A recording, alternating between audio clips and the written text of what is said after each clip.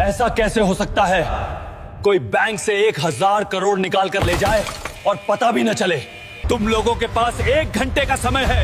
1000 करोड़ वापस लाओ बैंक में, वरना बैंक डूब जाएगा। सभी गेट खोलो, पुलिस आ रही है। सब लोग पीछे हटो, बैंक के अंदर प्रवेश करो। सभी लोग सुरक्षित अंदर जाओ। सब लोग शांत रहो। सभी गेट तुरंत बंद करो। कंट्रोल रूम को अलर्ट करो। सर्वर रूम की सिक्योरिटी बढ़ाओ, कोई भी बाहर नहीं जाएगा। अंकल, क्या हुआ है? पुलिस क्यों आई है? बैंक में चोरी हो गई है, पूरे 1000 करोड़ की। पैसे बैंक से चोरी नहीं हुए, बैंक के सिस्टम में प्रॉब्लम है, और कुछ नहीं। अब एक भिखारी बताएगा कंप्यूटर के बारे में।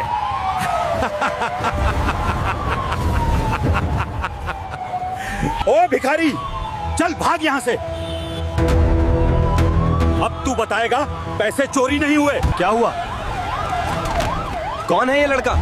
ये भिखारी कह रहा है पैसे बैंक से चोरी नहीं हुए, बैंक में ही है। इस भिखारी को क्यों बैंक के अंदर लेकर आए हो? ये लड़का कह रहा है पैसे बैंक के अंदर ही हैं। ओ भिखारी, तुमको पता भी है 1000 करोड़ कितने होते हैं? अगर मैं तुम्हारे बैंक के पैसे वापस ला दूं तो मैं तुम्हें 5 करोड़ रुपए इनाम दूंगा। शहर के ठीक बीचों बीच एक बहुत बड़ा और शानदार बैंक था। कांच की चमकदार इमारत, आधुनिक दरवाजे, अंदर लगे महंगे कंप्यूटर सिस्टम और कड़ी सुरक्षा इंतजामों ने इस बैंक को पूरे देश का सबसे सुरक्षित बैंक बना दिया था। यहां रोजाना अरबों रुपए का लेन देन होता था और बड़े बड़े बिजनेसमैन इसी बैंक पर भरोसा करते थे। लेकिन उस दिन सुबह सब कुछ सामान्य नहीं था।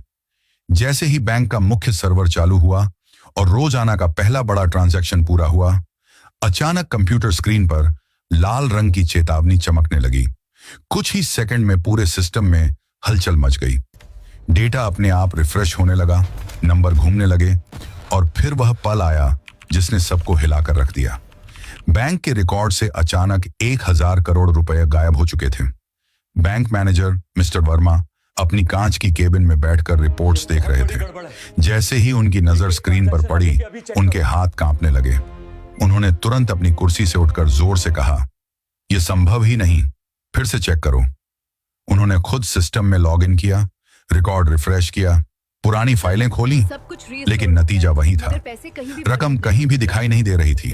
कुछ ही पलों में पूरे बैंक में खतरे की घंटियां बजने लगी। हाई सिक्योरिटी अलार्म चिल्लाने लगे। सुरक्षा गार्ड दौड़ते हुए अपनी अपनी पोजीशन संभालने लगे। मुख्य गेट बंद कर दिया गया, बैक गेट्स लॉक हो गए और पूरा बैंक जैसे किले में बदल गया। कोई भी अंदर या बाहर नहीं जाएगा, सिक्योरिटी चीफ की आवाज गूंजी। बैंक के अंदर अफरा तफरी फैल चुकी थी। कर्मचारी एक दूसरे को देख रहे थे। किसी के चेहरे पर डर था तो किसी पर पसीना। आईटी डिपार्टमेंट को तुरंत बुलाया गया। कंप्यूटर बंद कर फिर से चालू किए गए। सर्वर रिस्टोर किया गया, बैकअप फाइलें निकाली गईं, लेकिन 1000 करोड़ रुपए का कोई पता नहीं चला। कुछ देर बाद प्रोफेशनल हैकर्स और साइबर एक्सपर्ट्स को भी बुलाया गया।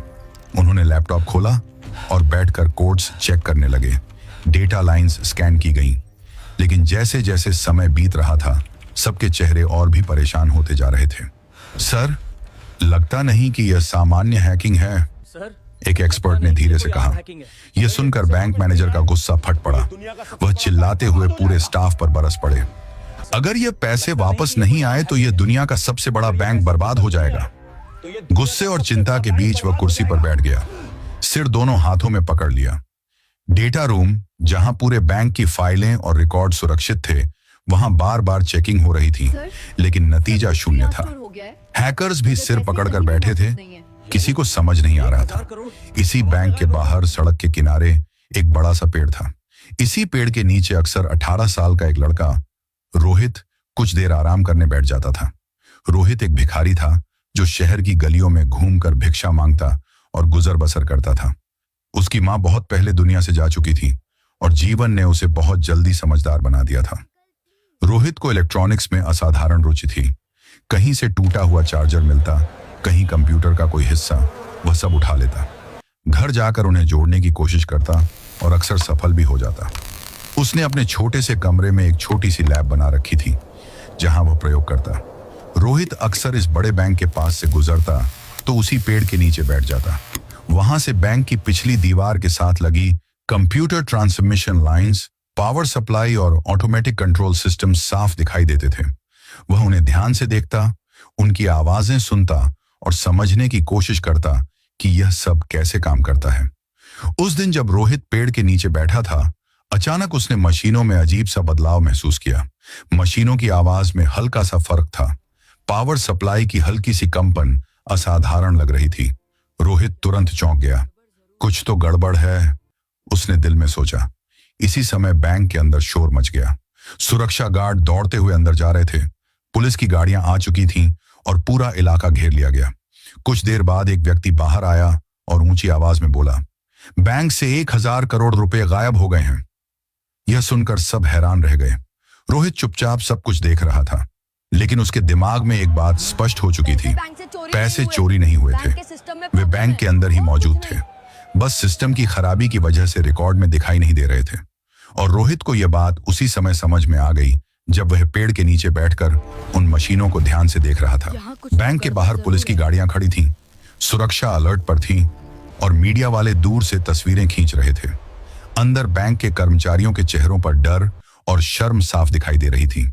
हर कोई यही सोच रहा था कि अगर यह रकम वापस नहीं आई तो क्या होगा।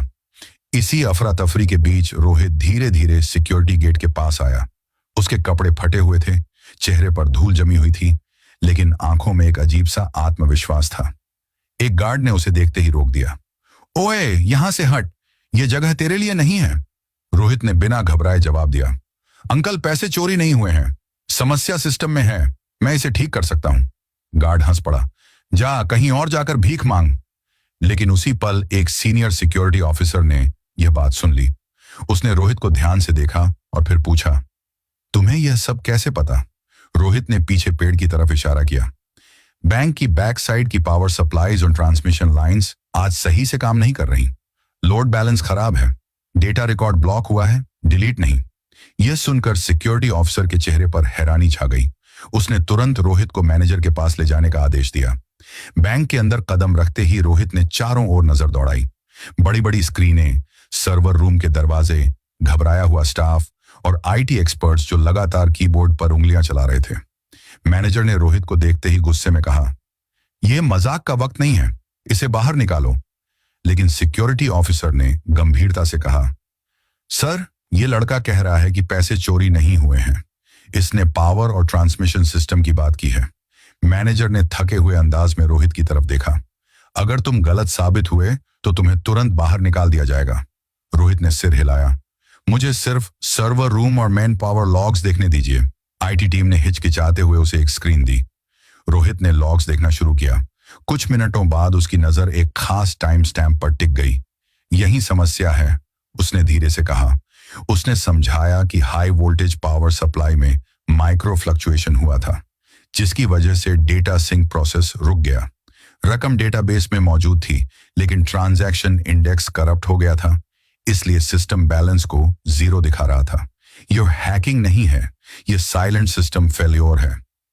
हैकर्स और आईटी एक्सपर्ट्स एक दूसरे की ओर देखने लगे।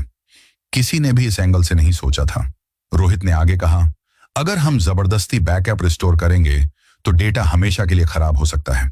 पहले पावर लाइन को स्टेबल करना होगा, फिर इंडेक्स को रीबिल्ड करना होगा। मैनेजर की आवाज कांपने लगी, क्या सच में पैसे वापस आ सकते हैं?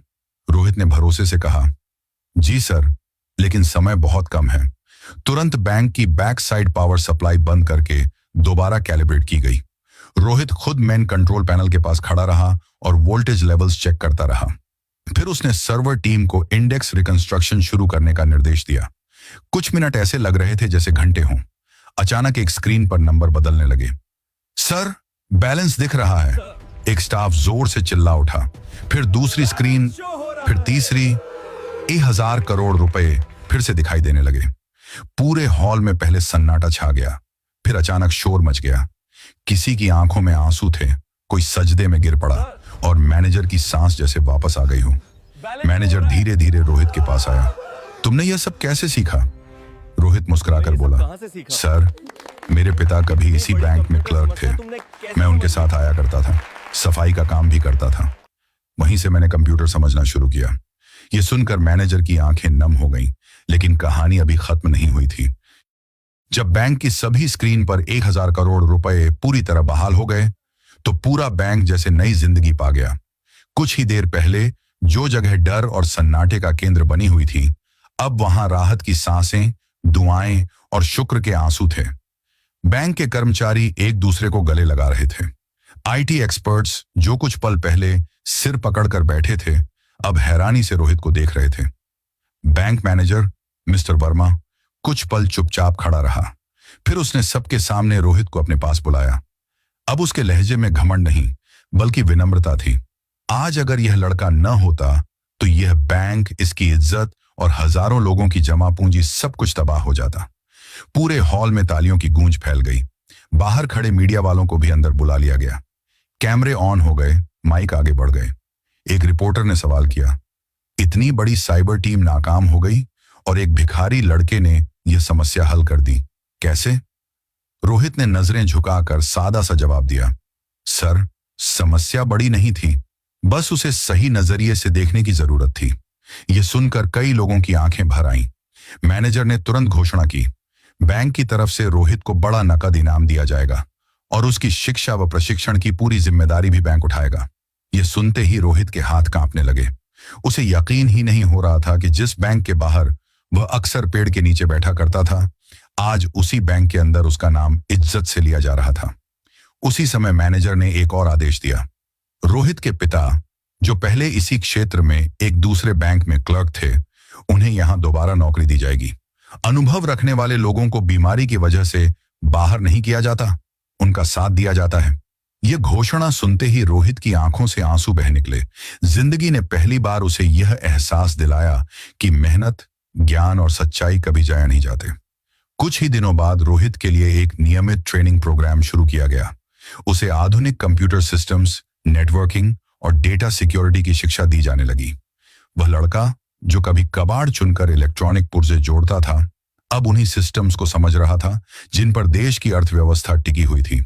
बैंक के बाहर वही पेड़ आज भी खड़ा था, लेकिन अब रोहित वहां भीख मांगने नहीं, बल्कि कभी कभी रुककर मुस्कुराते हुए उसे देखता था। वह पेड़ इस बात का गवाह था कि काबिलियत कपड़ों से नहीं, हालात से नहीं, बल्कि सोच से पहचानी जाती है। एक मीटिंग में मिस्टर वर्मा ने सभी कर्मचारियों से कहा, आज हमें यह सबक मिला है कि बड़े पद और बड़ी डिग्रियां ही सब कुछ नहीं होती। कभी कभी सड़क किनारे बैठा एक लड़का भी वह हल जानता है जो बड़े बड़े सिस्टम नहीं जान पाते। रोहित की कहानी पूरे शहर में फैल गई। लोग उसे एक चमत्कार कहते थे, लेकिन सच्चाई यह थी कि यह कोई चमत्कार नहीं, बल्कि मेहनत, जिज्ञासा और सीखने की लगन का नतीजा था। और वह बैंक जो एक दिन तबाही के कगार पर खड़ा था, उसी दिन उसे एक ऐसा हीरो मिल गया जिसे किसी ने पहले पहचाना ही नहीं था। सीख, दुनिया में कोई इंसान छोटा नहीं होता, हालात उसे छोटा बना देते हैं। अगर मौका दिया जाए तो एक भिखारी भी इतिहास बदल सकता है।